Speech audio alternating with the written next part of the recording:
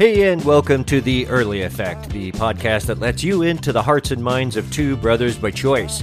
Today, Jeremy and I talk about the things we spend our fun money on and why. What do we look for and why is it worth it? We're calling this episode Kickstarters and Transformers.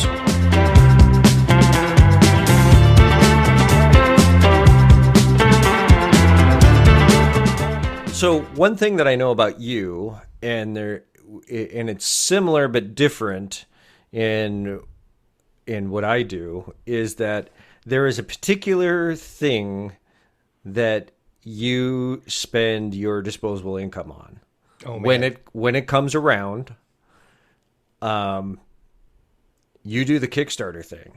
Yeah. You buy Kickstarters fucking constantly. It's a little obnoxious, to be honest, because it's not like I'm actually buying anything, right? I'm backing Kickstarters, but like I don't see any results of that for usually a year. For a long time. Yeah. Well, and honestly, mine is not too different. So of course I'm ordering high-end collectible Transformers. Yeah. Or third party sort of quote unquote not Transformers, but they're Transformers. They're Transformers. Yeah. They're amazing Transformers. Absolutely amazing. And so I thought what we should talk about today is this is kind of a monetary hobby that we have the privilege of being able to do, and not everybody's able to do that, and so maybe they can live vicariously through us or whatever they, and actually I must say, in some of the forums I'm in, and I'm sure are discovering the same, there are people in very, very different economic circumstances. Oh yeah. That do a hell of a lot more than I do. Yeah. In this regard. So, it's priorities and you figure it out, but for me, of course, I have been collecting these higher end collectible Transformers for about 3 years now. I got into it right around when I turned 40 or so. And then, but you've probably been backing Kickstarters a little bit longer than that. Oh, yeah. I think I started backing Kickstarters in 2014, maybe even end of 2013. Kickstarter was fairly new. It wasn't the newest. Yeah. I wasn't the very start of it, but it was not around very much. And I saw it change, and I saw it go through a lot of different kind of processes and things that it went through. But yeah, no, the Kickstarter thing for me started out as being a follow-up to one of my great hobbies, which is board gaming. Yeah. I love board gaming. And I got to be clear, because just like you said, there's a variety of people that plays different things. I am now encountering, and I've seen it before, that there's a variety of different board gamers. Mm-hmm. So when I back things, I don't just say I play all games, because I'm pretty clear there's a few games I don't play. I'm not a big fan of the long-term war games or strategy games. Sure.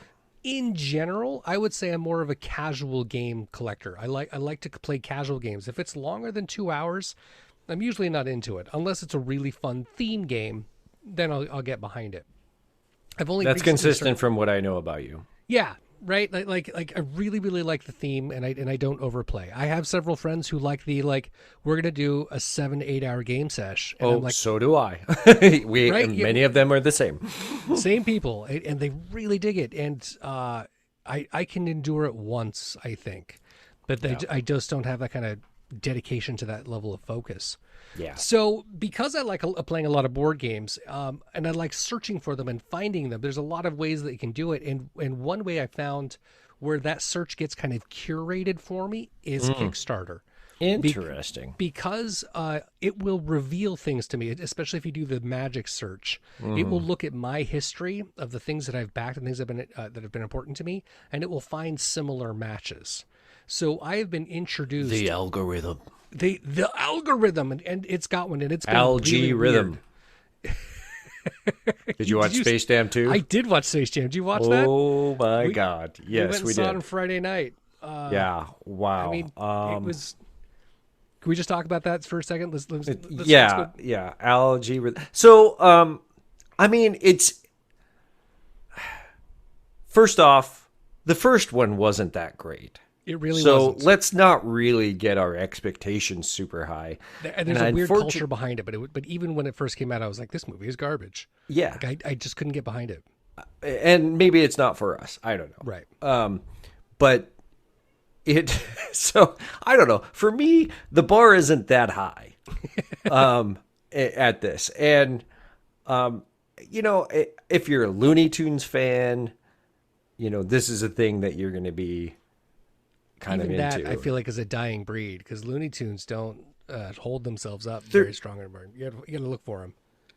Well, so yes, but I still think they're awesome, but they're harder to consume. Yeah. Because it used to be where you just turn on a channel and then you'd have a half hour of somebody else picking a bunch of Looney Tunes and Merry Melodies from decades. Yep. And you just get what you got. And, you know, and that's how it's best consumed, honestly. I agree. Like if you get, it's not like you can't have season 1, season 2, season 3, whatever. Like Looney Tunes, Merry Melodies, Warner Brothers cartoons, they need the shuffle option. Yeah. And shuffle all and allow repeats because that's how it was. But that's just not a thing anymore. It's all on demand. And that was kind of my thought with Space Jam coming out. I'm like, is this even going to be relevant? Like, who knows who these people are? Like, I've had kids for 10 years. Looney Tunes is not a part of our life. Like, that's like that's just not something that was easily consumed or getting to know. So even when my kids were excited to see it, like they were excited because they knew who LeBron James was. And I was like, do you know who the cat is? Do you know who Sylvester the cat is? No. How about Yosemite Sam? No. And they didn't have any context for them. They had Caitlin had no idea who Marvin the Martian was. Yeah. She's like, who's that? Like, that's Marvin the Martian. What, are you kidding me? Oh, yeah. Cartoons are different now. And accessibility to cartoons are different now. When you go and search for Looney Tunes, it's like in order and stuff. It's just, it's just not, I don't know. It's like, here's everything Daffy Duck. Right. That's not how you consume this. That's how you study it, right? You gotta have a Looney Tunes cartoon show, the Cartoon Hour, right? Is that what it's called? Yeah. Looney Tunes Cartoon Hour. Whatever, I don't know. I'm moving on. Well, real quick. The movie wasn't about that, right? Like it was very clear. Like these characters were in here, but they could have been anybody. There was very few like special items about them. It really was. It was 100% what a sequel of that movie should have been. It was really, I mean, for me, it was super boring. Super boring. It was boring. I had no attachment to anything. I thought Don Cheadle. I thought the CGI Don Cheadle at the end was really, really stupid. Mm-hmm. Like it was almost pushing. What was that? Mummy 3 with The Rock, the Scorpion King one. Oh my God! Yeah, no, that was. I mean, brilliant. It was a little bit better than that, but not much better in my opinion. Anyway, it was what it was, and I think a lot of people on sort of the response to that was like all us 30, 40, 50-year-olds were up in arms and very thinking this was bullshit and boring and what a waste of movie. It's not made for us, guys. Right. It's made for the kids. And whether they know who these characters or not, did they have fun? Caitlin loved it. Yeah. You know, so. Yeah, Josh clapped at it. He said he had a really good time. Like, that's all that matters. It's not for us. Anyway, I don't know how we got off on that, but You jumped into Algae Rhythm. So watch this. Oh, Check Algae, this out. yeah. Check out this segue. yeah. In Kickstarter, you can actually search for different things. And and if you find something that's a particular search, say wallets, you're interested in a different type of wallet, it will give you all of the different projects of those wallets. And it'll keep going, and you'll just have this giant list of current Kickstarters all the way back to previous ones. Right. And it will give you those finite searches. However, if you back particular searches, maybe I backed a wallet, and then I backed a belt, or I backed a game, it will find other ones that were like that particular model, and it will start curating those for me. So just like the way the Looney Tunes was curated, it wasn't all Daffy Duck, it wasn't all Bugs Bunny, it was a little bit of each one. That's what my Kickstarter does for me now. And so it is a generation of just an entire machine that pumps out and says, this is what your shopping looks like. And it keeps repeating itself. And so I have literally backed 3 different Kickstarter wallets. I don't need either of them. Okay, so this leads into my next question, because I know you back a lot of board games. I do. Whether they're casual or larger. You were a big backer of the Marvel United. Big backer of that one, yep. Which is a freaking awesome game. I love that game. So the thing that I love about our friendship is that we each have game sort of focus or specialties, right? Like there's a thing that's your game and there's a thing that's my game, and we don't have to overlap because it's like owning them together. Right. Yeah. We have 2 different halves of the same collection. Yeah. So, for me, obviously it's Marvel Legendary. I'm also collecting the Time Stories, generally. And there's other stuff too. But I don't know where do you put all this stuff? Because you have so many games. I now so have many games. In fact, so many games that what? I have over 220 board games currently. How many of them are not opened? That's a question you don't ask people normally, Don. It's a personal question. Hang on a second. 15? I've got 15 or 16 that are still in shrink wrap, I think. That's a number that was lower than I thought. So. Well, I have used a couple of them as gifts. So yes. I've had some games of like, I got a birthday gift. Hey, I never played this one, and I'm gonna go and let this one go. Yeah. But of the 15, that I've got 6 of them that are really high on my really want to get to this list. Yeah. When I can do it. The deal is I live with people who are even more casual gamers than me. Yeah. So Katie loves games. She does enjoy playing them, but she really needs to be in the mood for them. It does not give her that energy and that recharge that I get out of them. Yeah. Which is part of, honestly, I think the reason I started really backing a lot of Kickstarter games, because it became my surrogate game. Mm-hmm. It was about, can I get this really cool game at this really great price? And if I back it with others, I can get it to be these very cool things. Yeah. And so you can get really high-end games that if you were to buy them at retail, once it gets there, it would be a lot of money. But you're getting them. Now, again, you back them at a certain level. You get all the stretch goals or whatever. Right. But you don't get them for like a year. Exactly. Or whatever. But you're not wrong. I'm getting them at cost. You mentioned Marvel United, right? So I did the, it's called? The Ultimate Pledge or the Infinity Pledge. No, it's called the Ultimate Pledge. So Marvel United is from Cool Minis or Not, the Come On games. Mm-hmm. And so they have a whole bunch of miniatures, and it's just a bunch of different Marvel figures. And in the Kickstarter version, you get an extra, I think, 70 different characters that you will not be able to get in retail. They don't sell them at retail. So at only Kickstarter you could get these extra characters. And so I have a grand total of like 113 different characters, heroes and villains, all over the place. Any idea? So do you remember what that level price-wise was generally? Oh, yeah. So the entire pledge, which was for the core game, 6 different expansions, and I think the playmat, which came with all the Kickstarter promos, that was $225. And you got 75 characters out of that? No, I get 75 extra characters out of that. Extra character. I got a total of 113 characters.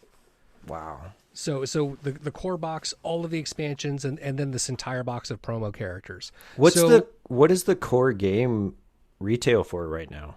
$30. You'll find it about $30 at Target and and you get Walmart, what, like 7-8 characters or something? Yeah, it's a pretty good set. You get 3 villains. You get Ultron, Taskmaster, and Red Skull. Red Skull, yeah. And then the heroes that come with it, you get the Wasp, Ant-Man, Captain America, Captain Marvel, the Hulk, and Black Widow. Sure. I think that seems like all of them there. So it's a pretty good set. Yeah. Everyone after that, every one of the expansions, it's usually no more than 4 characters. It's 3 heroes and a villain usually. So you've got Wakanda, that's got the Black Panther, that's got Shuri, and of course bad guy Killmonger. And Winter Soldier is in there. Yeah. No Okoye.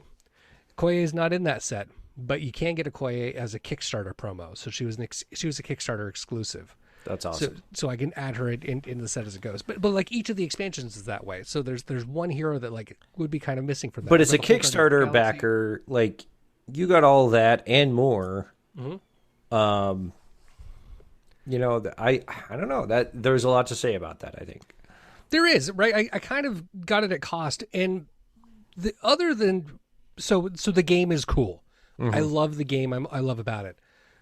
What really made it awesome for me was the other backers. There's an entire community built around this game now because of what they were doing. Whether they came from Cool Mini's other games or if they just came in because of Marvel and they were Marvel fans and it showed up in their algorithm like it did for me, we all hang out with each other now online. We see each other on Facebook group or still in the Kickstarter where you can leave comments back and forth. I met a guy named John who lives in between us in Everett. And when Marvel United did a second run, they did a sequel game, the Marvel United X-Men. They had a whole bunch of expansions for that game. And I love the X-Men, but I didn't know most of these characters. I'm not a huge fan of X-Men like I am with the Avengers. But they did have the Fantastic Four as one of the expansions, and I wanted that one for my game. But I couldn't justify spending $95 on the base game just to get this one expansion. So I contacted John, and he bought that game for me. He bought the expansion, and now he and I trade conversations online, and we trade beer. We just actually built a friendship up out of it. And that happens with every one of the games that I back. All of the Tiny Epics, every one of the Tiny Epic series that I back. Or the other levels of games. There's this new game you've seen behind me, Heroes of Barcadia, right? Like that is a game of dungeon crawling, but your life meter is a pint glass. And every time you take damage, you have to drink. And so your life level literally goes down until your cup is empty. Or you can heal yourself and just add more booze to your drink and then just drink your way through the dungeon. Wow. Everyone does it. Like all the characters are this way. It looks like it's going to be so much fun. And it's completely my level of game. That is really cool. Fantasy-based dungeon crawling with drinking. Yeah. I mean, because obviously you have the ginormous Red Dragon Inn set. Yes. That's been your other game. So when I think of you, I think of, as far as games go, I think of Tiny Epics. Yep. Like the Tiny Epic everything. And that now who does that again? That's done by Gamelin Games. Yeah, so they make great stuff. And you know what, the thing that I love about the Tiny Epic games is that they are totally different from each other. It's not the same game mechanic from each one. That's true. Generally. Yeah, you'll find some similarities usually, but they're all different. But they are that way. Very different games when you play them, generally. And so that's one thing and they're not kidding about the Epic. Like, you get this little tiny box, but holy crap, does that thing expand as you play it and stuff. Yeah, it grows. They're always kind of big games. I remember trying a couple times, like, this will be a small footprint. We can just play in this little spot. No, it takes a whole table. Yeah. It's a big game. Those are cool. The Mint works. Oh yeah, the whole Mint collection now. Yeah. Yeah. So, and I'm happy that they sort of expanded that, because that was a really fun, and now it's an app and everything, so that's great. Of course, Marvel United, Yep. because that ended up being a pretty big thing, and then really the Red Dragon Inn, The Red Dragon Inn, and which we don't play often enough, honestly. I We agree. need to play that more. That game is so freaking fun. And as far as casual games that can go on for the entire evening, like screw poker. I mean, poker is awesome, and we could Sure. almost have an entire episode just on poker. But Red Dragon Inn just gives it that amazing flavor, and you can actually, turn it into an actual drinking game or just simulate it or whatever. And just, I don't know. It's totally you, and I love playing it with you. I thank you. I would say of all the games I have, that was probably the most me, for sure. The role playing fantasy comedy game that's all about taking your friend's gold and getting each other drunk. Like it totally lines itself up. And so I do. That is the game I invest the most into.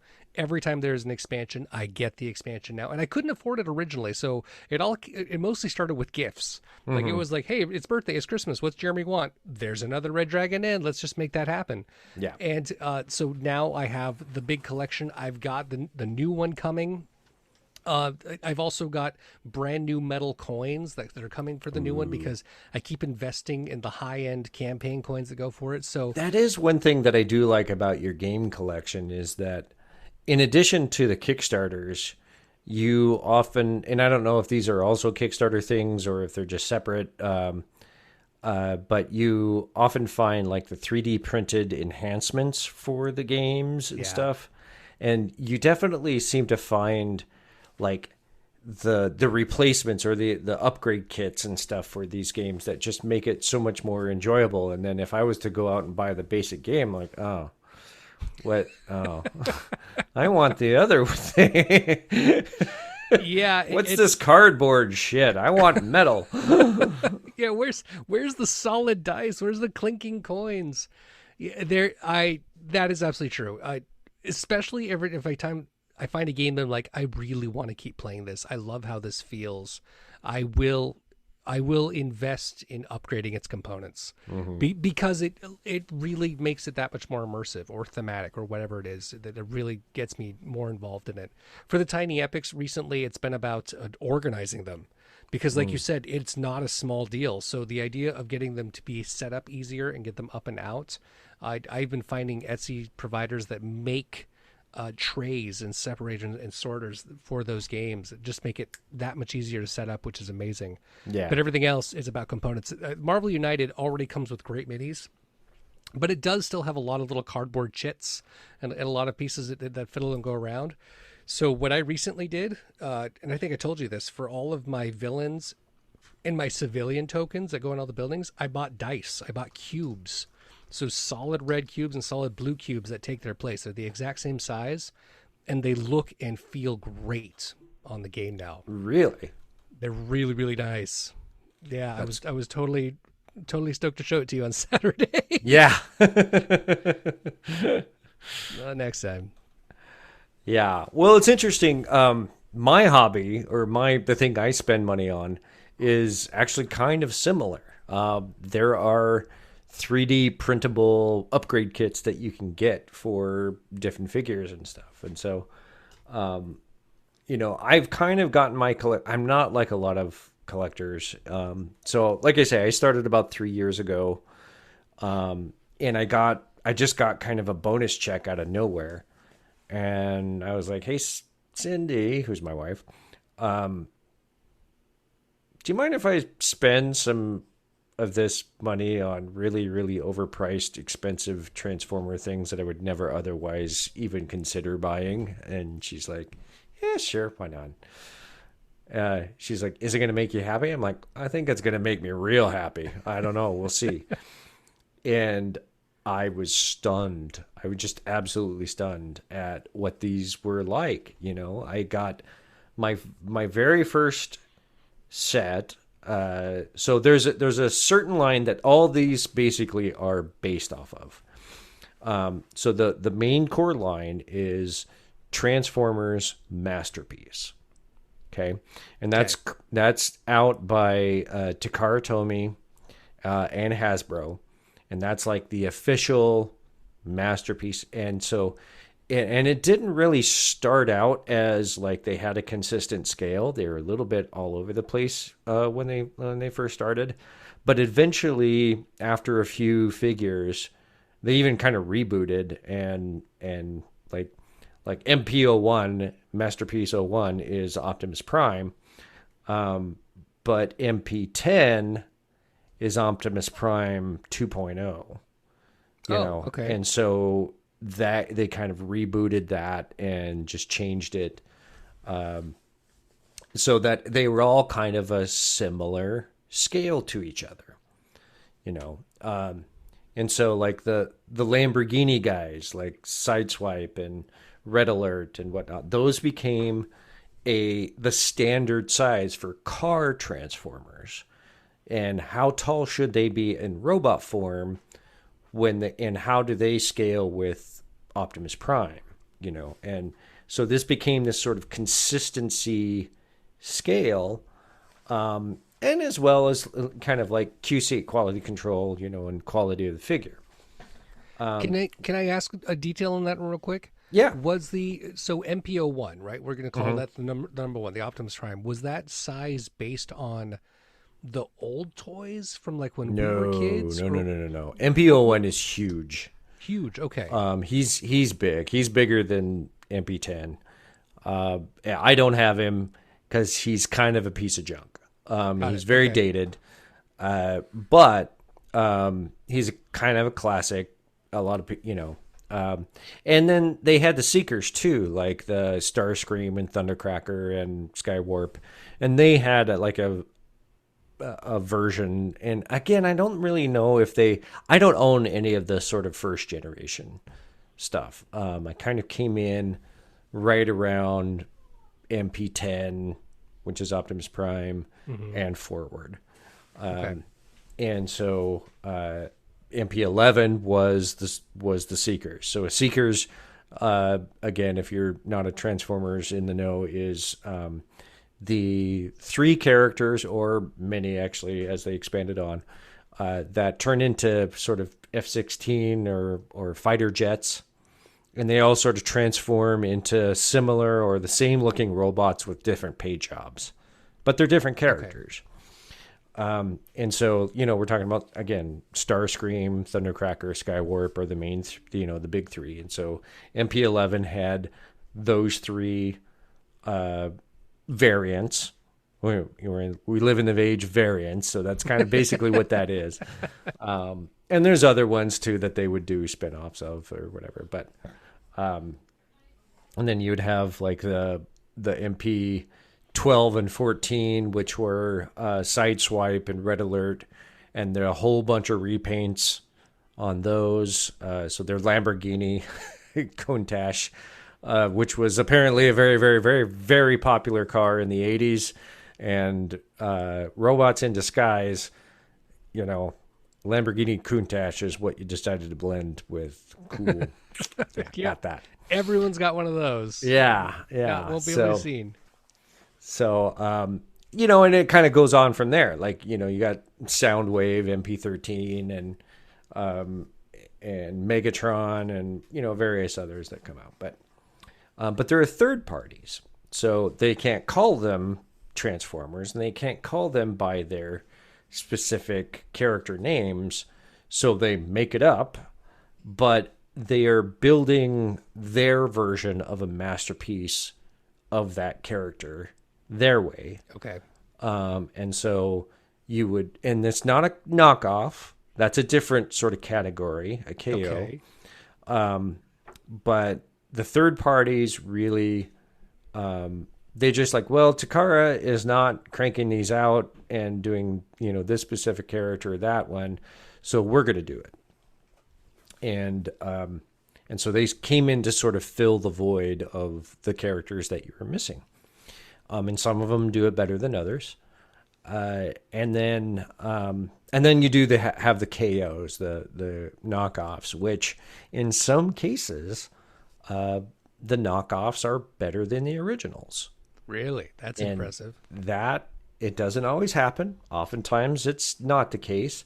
And honestly, knockoffs is kind of a misnomer in a lot of ways, because a lot of the knockoffs are Takara's done with the mold or whatnot, or they're, and they're getting, these other companies are getting like factory seconds, right? Okay. So yeah, they're sort of flawed. They're not what they would release as the official, but it's, maybe they have looser joints or, whatever it is, but maybe the paint job isn't as precise or whatnot, but it's not like, they're specifically copying that, so that is one way. But then there's others where they're specifically copying the mold, and they're trying to improve upon it. Or another sort of approach to doing a knockoff is they oversize it. So they'll take what the official came out, and they'll copy the mold, but they'll enlarge it a certain amount. Oh, okay. Got it. So that like blowing up an STL file. Yeah. Yeah. Whatever it is. So you might get this character that was the official, but he's too small and for your collection or whatnot. And so this other company copies it, but makes it bigger, and now it fits better. That kind of thing. So there's a ton of that out there. And I don't need to go into a lot of the details, but Though it sounds like you could. I could. You know what you're talking about. I could, but what I've learned throughout this is if I'm going to be spending the money on this kind of stuff, my approach to it, I mean, that's the great thing about collecting, right? Or any kind of hobby, is you do it the way you want to do it. Mm-hmm. And a lot of people in the community, so I've joined a lot of Transformers communities on Facebook or whatnot, little groups. And again, kind of in a similar vein, there's kind of a community out there. We reach out to each other, we trade, we sell to each other, kind of thing. Nice. It can be really kind of a cool support in that way. But some guys or some people, they're completionists in, like, they need season 1 Transformers and season 2 and season 3, or some are going for like the Headmasters line or whatnot, the Japanese exclusives or that, but they're looking for the total line. Yeah. And that's not my approach, because there are a lot of characters I just don't care about. See, I was actually going to ask you about that. You've been dropping, you probably dropped 15 to 20 character names just now, just reading them off and different things. And my first thought was, did you know these before you started collecting? Yes. So why Transformers? Has this always been a thing for you? Because I know that you love He-Man. I do love an entire He-Man. Conversation around He-Man, which I actually want to get into, because I just found out there's a series coming out on Netflix. Oh my God, it's going to be amazing. I know all about it. I can talk your ear off about Kevin Smith's coming up. So there's also another Netflix one you may not know about. It's going to be a little bit of a different style. And I don't know much about it. It kind of looks like it's probably not made for me. But the Kevin Smith one, He-Man or Master of the Universe Revelations. Revelations, yeah, that's what I heard about. Right up our alley for those of us who grew up on it. Yeah, so I didn't get a chance. It was around me, but I was raised really religious, and they were afraid of everything that wasn't right. Cosby Show. So I know of Transformers. I definitely saw G.I. Joe. I couldn't watch Thundercats, though I thought they were great, and He-Man was in the same area.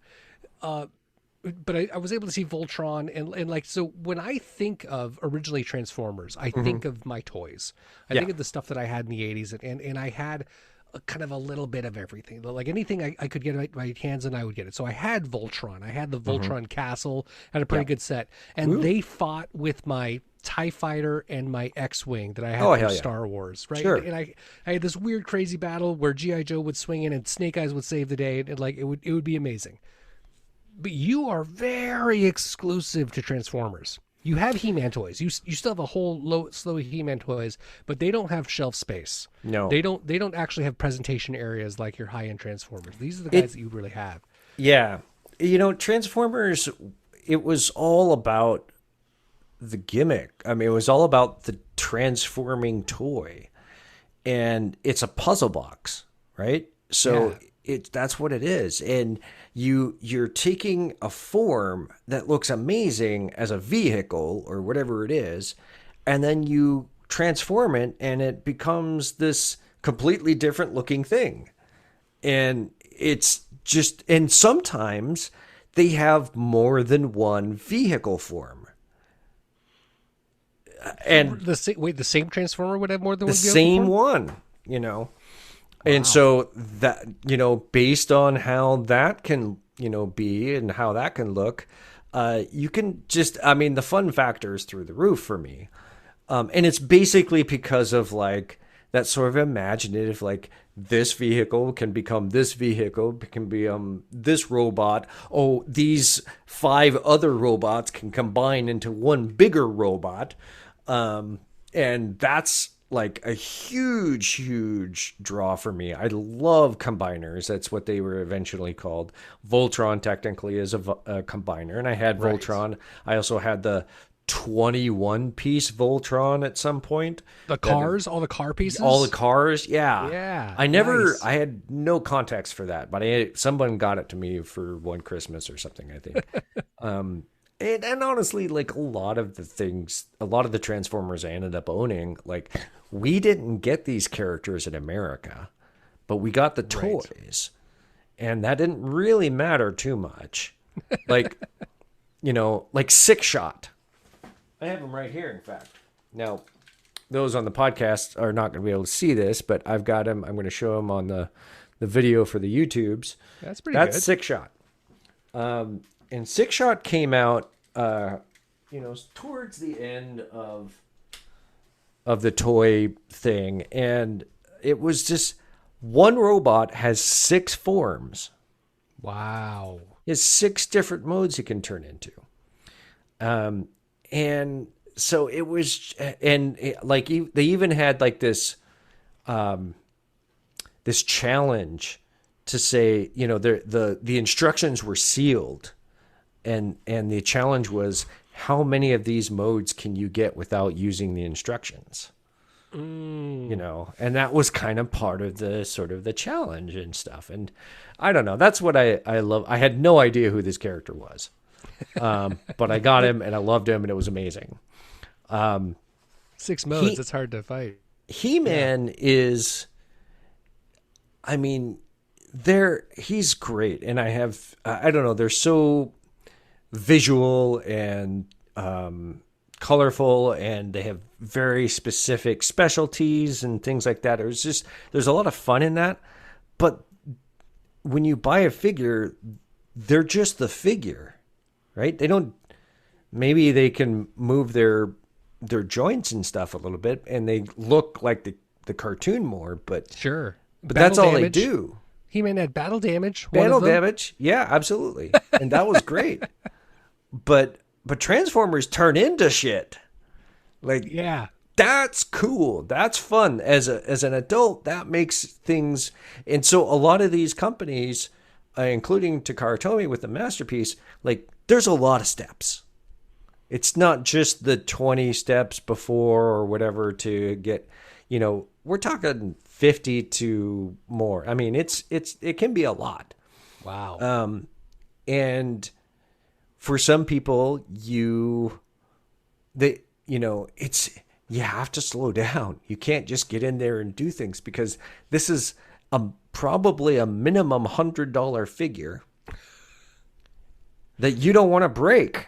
Right. You know, this is not your $30 to $50 figure. You know, this is a high-end collector's piece that works. It does its thing, but you know, you want to be careful with it. It's more of a pricier thing. And so, but to sort of dovetail onto your like, okay, I paid for this thing, I'm supporting it, but I'm not going to get it immediately.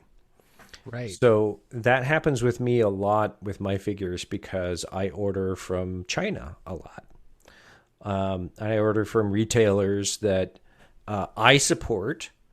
I have been able to have discussions and form relationships with the people who own and run these stores.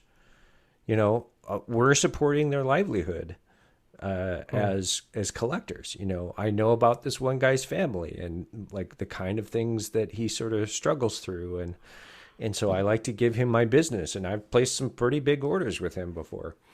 And they're always great. You know, they package them pristinely. So they take the box, right? The actual character box, and Character box, okay. Then they put those plastic corner protector pieces on it. Or oh, nice. What they might do instead is they'll wrap it in bubble wrap first, and then put the corner plastic pieces, taping them on there so it protects the corners, and then wrap it again. Wow. And maybe after that they'll wrap it in plastic and then set it in a styrofoam shipping box and cover that with like shipping tape and slap a label on it. Like, wow. Nothing's going to happen in this thing unless like someone runs over it with a forklift or something, which happens. It's China, you know. Sure. Yeah. But a lot of forklifts. But they know, they care about what they do, and it's really fun. And again, it's kind of a community thing of like, we're supporting, you know, this retailer. I mean, and we have that here in the States too. There's a couple of retailers here that I really like supporting, because they do a great job. They work with you, and that sort of thing. And so a lot of times what I end up doing is I will pay for or pre-order a figure. And it might be 6 months. Oh, wow. Before I even see anything. Or it might be if they have the figure in hand, or, you know, they're like, okay, this is coming in, then if it's being shipped from China, it can be 30 to 60 days. It could come as soon as 15 or 10, but, you know, you just never know. Yeah, not with the current container shipment opportunities. I would say that's never going to happen again. Yeah. Something changes. Yeah. So my approach to collecting is really about, like, I want these things to be quality. If it's, you know, honestly, if it's something that an 8-year-old could play with, I'm probably not interested. And I've bought figures that ended up being kind of like that, and it filled a certain place in my collection for a little bit, but I ultimately decided I wasn't happy with it, and it didn't really didn't bring me the joy that I wanted, and so I sold them, you know. And you know, the vast majority of the figures that I own are either characters I really care about, they're characters or toys that I had as a kid that I wanted to upgrade from, or they're characters or toys that I didn't have as a kid that I wanted and I never got. Mm-hmm. And then from there, it's just like, I really like interesting, individual, original takes on characters. So like a unique design of this particular character, this particular team, and just a different way of doing it. That sort of excites me. There is one exception to my collection from those rules, and that is my Lamborghini guys. Right. The Lamborghini I guys. I decided that I was a completionist in that particular realm. They're so they're all Lamborghini Countach. When they transform into their final form, it's this car. It's the Lamborghini. It's a good-looking car. It's very 80s. It's still a good-looking Lamborghini. It's so 80s, and it's yeah. I mean, it's a crazy 80s, absolutely 80s car. For sure. And especially 80s cartoon car. Like the angles, the boxy squareness of it, like perfect. Mm-hmm. Or triangles. I wouldn't say square. A lot of triangles on that kind of thing. And it's weird how many characters there were in Transformers that decided to take that specific car. And then the different companies who decided to make those characters had different approaches to going from car to robot. And so the engineering differences can be wildly different for the same character. But when you all transform them into the car, they all look like the same goddamn car. So even though they transform completely differently, and they're all the same car. They all can wildly differ in the way they look in robot form completely. And they can change size. So there's one that was the standard for this line, and it was MP12 Sideswipe. You can look it up, Masterpiece MP12 Sideswipe. And he was this gold standard for this model, this type of transformer. He transformed into this thing. There's a lot of repaints, different characters, whatever. Well, other companies said, okay, we're going to make it that exact same size and that same car, but we're going to do it our way. So they invariably end up all about the same size, but they can change differently. And the one company that still amazes me for a variety of reasons, and they have a huge following, is a company called Fanstoys. And Fanstoys typically makes pretty high end. There's a lot of metal in these things, Transformers. But their engineering can be unbelievable. So this guy I've been holding, he is called Spoiler, and his actual official character name is Breakdown. Okay. From Transformers. He's a Stunticon. Now I have versions of this character that transform into a robot roughly the same size as Sideswipe. Same, height and same car size or whatever. Fanstoys, roughly pretty close to the same car size as Sideswipe. Okay. But he's like shoulder and head taller. Whoa. By some freaking magic. Now, another company called DX9, they made a version of this character, but the car is bigger. But okay, like the expanded size you were talking about earlier. Yeah. So he's large. A little bit oversized. He's a little bit oversized. He's not quite. He's sort of an in-between size, but he's bigger, and you can see when you put him side by side, he's definitely bigger.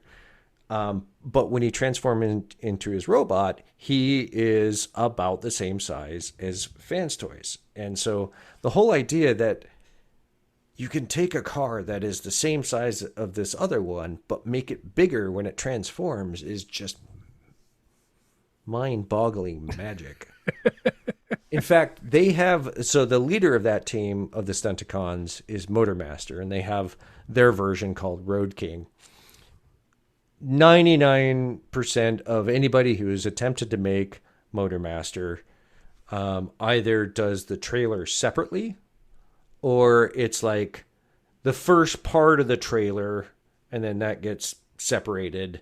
So the robot is just like the cabin part of the trailer. Okay, got it. Fanstoys, yeah. Fanstoys does the trailer and the cab, and it all transforms into one robot. The cab or the trailer folds right into it, and it's insane. Wow. Like I have one other version of that character, and the trailer becomes something completely different, and the other two that I know of do the same thing. And usually it's the body of the combiner, right? It's the thing you attach all the people to. But these guys, they're like, nope, we're going to do and he's the same, practically the same size as Optimus Prime in his truck mode. Oh, wow. Okay. Like cabin trailer. So how they get that to combine into, I don't know. That's what I'm talking about. It's magic. That's what I love. You cut yourself off like an audience is like waiting for you to move on to something. I'm listening, man. I'm here with you. So, we're probably coming up on time, but I want to sort of finish off on what have you paid for or have put in a down payment on that is coming or is, that's in the works. And then I'm going to give you my list of the characters that I have on pre-order. I'll tell you what, since we've started this conversation and you got me on Kickstarter, I kind of went into and out of the corner of my eye started looking at the projects that I had backed, because there's an entire list, right? Like it will go through like, these are your successful pledges. This is what you've backed and what you've paid for. And I was hoping to maybe find, just out of curiosity, a total. Like just a random total of what I spent. Like we talked about the $225 on Marvel, and a couple of others. Right, like I think my latest Red Dragon Inn was $160 with all the things that I put into it, and that was the last one.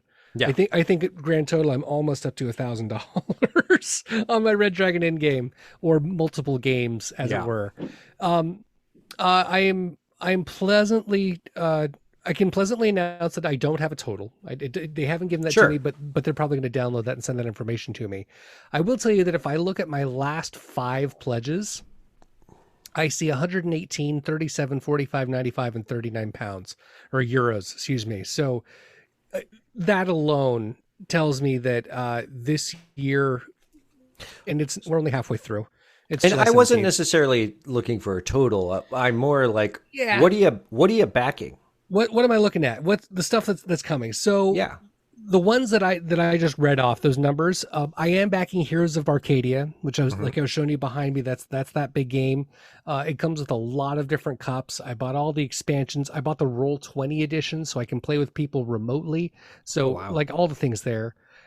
There is a fantasy role-playing game, believe it or not, that I backed. I know I've got so many of them, but this one's called Mazes. And Mazes Fantasy Role-Playing is like a 1979 role-playing game written in 2019. It really takes the old school sword and sorcery concept and streams it all down. The way they described it was so good. They said, mazes is what people are playing when you think they're playing Dungeons and Dragons in Community, in Stranger Things. Whenever you see it on TV, all these games that they're playing, this is what they're actually playing, where they are having a storytelling game together. They're engaged. They roll 1 dice or 2, and then they react to that. It's no one looking through tomes and tomes of books and spending hours and hours making sure your calculations are right. It's just about being inside the game. And I was like, hooked. Yeah, that's what I like to play as. I've also backed Stormweavers, which is a solo desktop role-playing game. So it's a story-driven game where the book takes you through it, and it's got maps and minis and all of that, but it's just for one player. So it would be just me in the game. I've actually got a couple of board games that are that way. They're just solo-player board games. Relics of Rajavihara is coming up. That one's supposed to be in the mail eventually. I've also got Shovel Knight Dual Dungeons. It's a video game that was a Kickstarter that was let out for Xbox and PS4 and all the other ones, and it's an 8-bit retro game that was made in 2017. It is so much fun to play. I love playing it. It's very, very old school Nintendo, very Castlevania, very Mega Man, actually, in the way that it plays. And it got such a big following, they made a sequel to it. I have both of those video games on Xbox, and then they made a board game version of their video game, which the board itself is a side-scrolling game. So the board continues to side-scroll as you have to work your way through adventures. So I'm really, really excited about that one showing up. Those are the ones that I think are the biggest on my list right now. That's awesome. That's so your really turn. Cool. What have you dropped money into that you're expecting to see before the end of the year, hopefully, or maybe next year? So the one that's most recent that I completely forgot about, I paid a deposit on it a while ago, and the deposit is like $2. Okay, it just sort of reserves your seat, in getting it. It is Soundwave from the Bumblebee movie. In that first opening scene, on Cybertron, where he's got Soundwave's out there. Soundwave, if for those who aren't Transformers people, in the cartoon he turned into this little cassette player, and he was like the spy for the Decepticons, and he was my favorite character, hands down, like forever, because he had all these little guys that you could store in his chest, and they became little mini cassettes, and they would transform into these different cool characters and stuff. Yeah, again, same mode, a cassette tape, but transformed into widely different things. So, but in Bumblebee, we never saw what he turned into. Because they're doing something new. But they did have Ravage, the little panther wolf guy. So he sort of comes, Soundwave opens his chest, and Ravage jumps out of his chest, and transforms and is running towards to attack Optimus Prime. So it jumps out in cassette mode and then transforms himself into the dog and goes. Okay. Exactly. So, but in the movie, he's not really specifically when you look at it, you're going, "Oh, that's a cassette." No, he's just kind of folded up, and like this little brick or something. But you get, it conveys the idea if you're a Transformers fan. But this figure that I pre-ordered transforms, and I have no idea what the transformation. You don't know what it's going to be? Like. I don't know. They haven't released the pictures, but they said it transforms, and it's from that movie, and it comes with Ravage, and I'm like, I have to have that. I don't know what it is. It was $137, so that's not terrible. Sort of sight unseen. Again, average cost for a regular sized Transformers around $100 and $110. So, considering you get two figures, that's not terrible.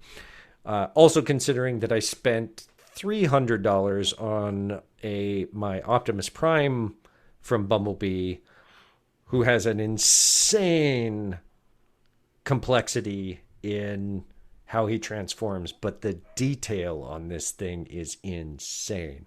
There is a non-transformable figure from 3A or something like that, Takara as well, of Bumblebee movie Optimus Prime. Okay, and it was just like this. It's an action figure. It's posable. He doesn't transform. Okay. And they do that so that they can get all the detail. This guy looks like that guy, but he transforms, and it's unreal. Now, a lot of people have had complaints with him. I have had no problem with it, but anyway. So, but he costs a lot. He cost quite a bit. So you paid for that. You paid for the detail and the transforming. Yeah.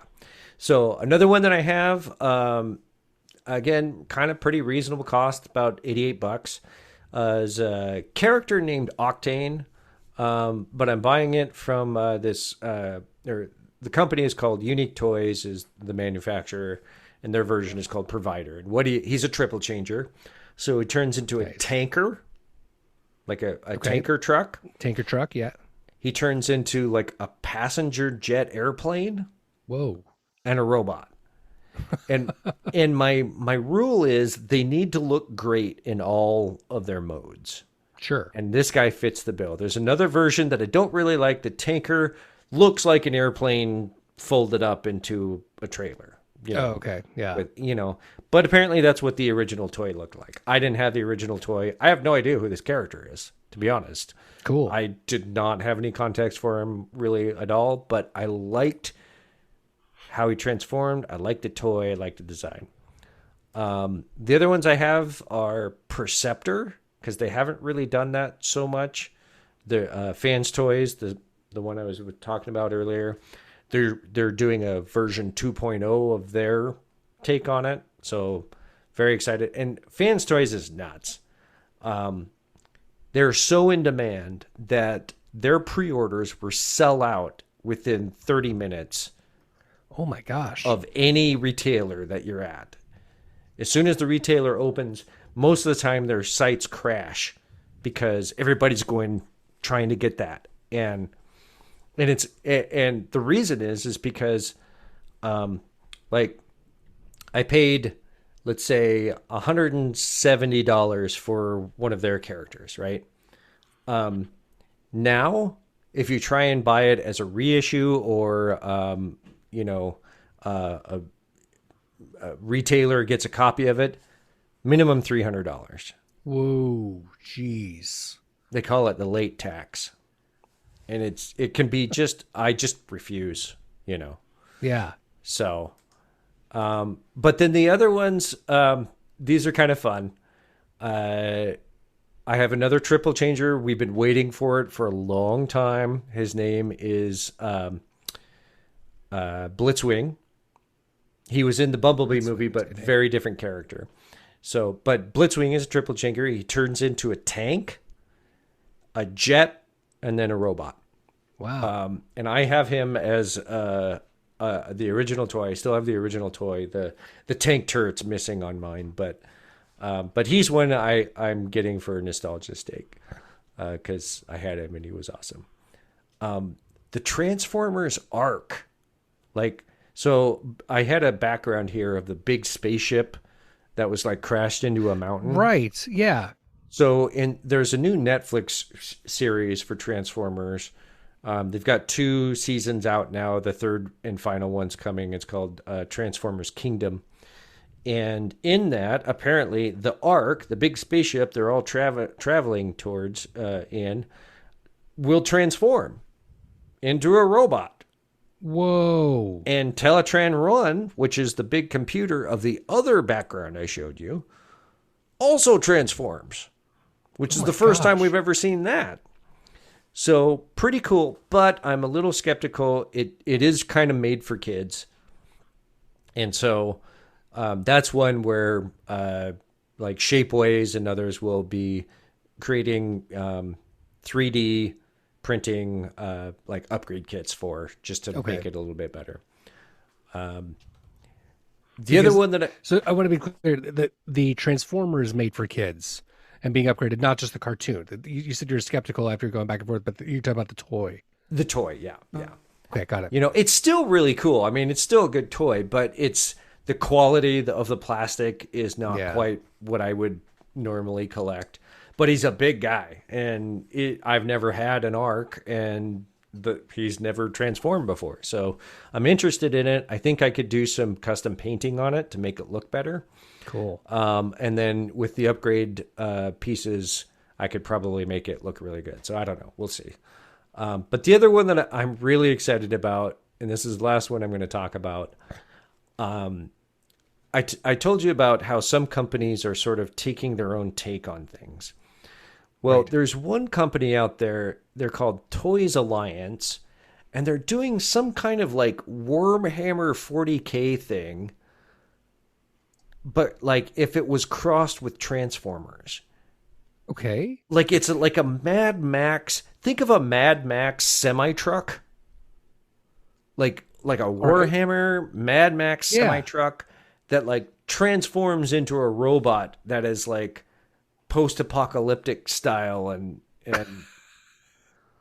That sounds rad. I had to have it. I mean, I don't know anything about this, but I don't play Warhammer, obviously. I know you don't either, but that was part of my kind of hesitation. I didn't know if you were talking about the same Warhammer. yeah. But that's The war game. The war game, yeah. I mean, we know about it. We know Sure. what the genre is, But like nice throwback to what we don't play. Yeah. like that one's barely a board game. It's not really a board game at all. It's a war game. It is a war with game, with the miniatures and the landscapes. So those are the main things that I'm kind of excited and interested in and may show up by the end of the year or whatnot. There's a Starscream 3.0, so they're releasing a new version of the Seekers. They do look quite a bit better. They're pretty spendy. Like Sure. they've Takara's jacking up the prices these days, and I haven't decided if it really warrants the increased price tag. But It's a good thing you and I like getting things in the mail. That makes this a lot more fun for us. well, that is another aspect of this is like, so I've talked about how I order from China a lot. There's a lot of people in the community. They're like, how long is it going to take when I order this? Blah, blah, blah. I'm like, every time I've ordered from these specific retailers, they've always shown up and they've always shown up in pristine condition. I kind of don't care when they show up. It's kind of like Christmas when it does, you know? Yeah. By the time it's shown up, I've forgotten that that I've ordered it entirely. I don't know. It's a privilege to be able to spend money on this kind of shit. It really is. You should be able to take joy in these things. And that's what this really is about, right? It's like when I hold this figure, like I feel the energy of how giddy and excited I am. I've got to be able to have that. I've got an Insecticon right here that I just got. They came in a set of 3. A lot of people, I posted a picture of this on my Facebook. These were expensive, and I'm holding this. The weight is amazing. He looks like the toy. He looks like the cartoon. I had one of these guys when I was a kid, and I don't know why it just makes me so damn happy. But it does. Congratulations on finding a thing that makes you so damn happy and that you can attain it. Like that's pretty fantastic. I told you about getting energy from games. I have several games that when I play it, win or lose, I'm just like, oh, big sigh. Like that was great. It was nice to be in that and be a part of it. And but one of the things I recognized, I've started buying solo player games because I want to have that feeling, even if no other people can play with me. Like if the kids are already in bed, or if Katie's not in the mood, or I just can't get a hold of anyone, you live too damn far away. Yeah. So I've found times and I've found ways to do kind of what you're doing. I've been following your cues. There's been more than a couple times I remember coming downstairs on Sunday morning and you are sitting by yourself at the table with one of your Transformers. And that is, you're like, this is you. This is your time. It's like meditation for you, and no one interrupts. And you sit there and you transform and play with something. And I've watched that more than a couple times. Going, I need that. I need to be able to sit down and play my games. And so I have found Fantasy Fighting, the old books by Steve Jackson about it's a single player role player game that you fight your way through this as an adventure character. That's awesome. And based off of that, that's when I backed the RPGs that I told you about that are just solo player, and the puzzle games that it's just like it's a 1-player game and you work your way through it, and like it's I'm looking for that same kind of thing, that same recharge energy. So I'm stoked for you, man. I'm so glad that you found something that makes you so happy and that you can make it happen. And I mean, let's be real. Yeah, I mean it's a good boost. but it's no substitute for, creative outlet and being with friends and all that stuff. But just kind of thinking about the different things that we've done during the pandemic and sort of double down on, maybe even just to try and get through, focus on yourself, try and keep yourself together. I think it's okay to indulge in some of this when you have the means to do it. But I do think it means more when you're doing it that sort of, I don't know if I want to say in service with others, but you're benefiting the creative process of somebody else, or you're benefiting the livelihood of somebody who is trying to bring more joy into the world. I 100% agree with that. Yeah, the backing, the Kickstarter game makers on my end, right? This is their first time they're making a game, or the second time, or this is a passion project for them, and they're just trying to get it out there because they love doing that. The Etsy providers and the retailers that build the Transformers, like building that relationship makes such a difference. Yeah, I totally get that. Well, this was fun.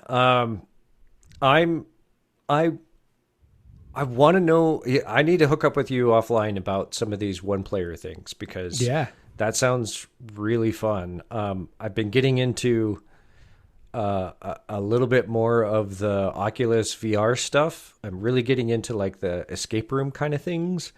Those are really fun for me. I have an idea of doing a show, just you and I, one of these episodes of just talking about VR. Yeah, I think that would be a lot of fun. Yeah, I'm down for that.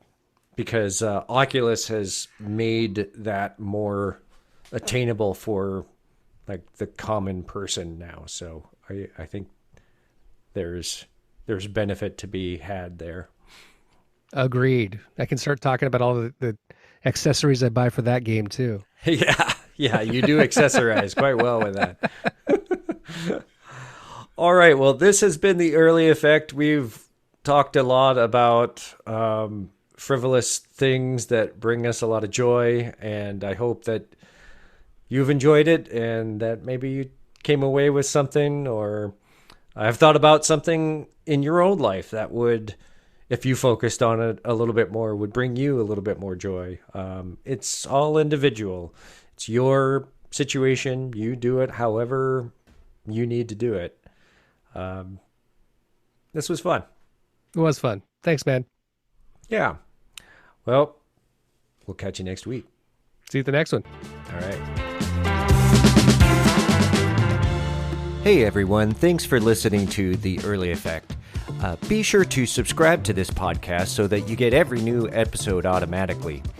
If you enjoy the show, please consider joining my Patreon at patreon.com/DonEarly.